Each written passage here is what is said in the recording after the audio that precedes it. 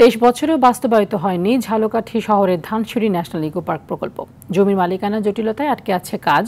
প্রকল্পটি আলোর মুখ না দেখায় হতাশ স্থানীয়রা। ঝালকাঠি প্রতিনিধি জহিরুল ইসলাম জলিলের প্রতিবেদন জানাচ্ছেন লামিয়া তানজিন মাহমুদ।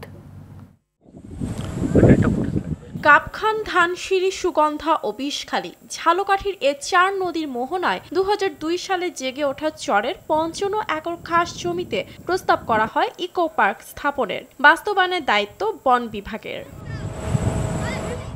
2007-08 অর্থ বছরে প্রকল্পের জন্য 4 কোটি টাকা বরাদ্দ করা হয়।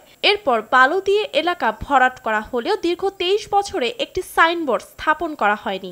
এক ব্যক্তি প্রকল্পের 35 একর জমির মালিকানা দাবি করে আদালতে মামলা দায়ের করলে আটকে যায় প্রকল্পের কাজ।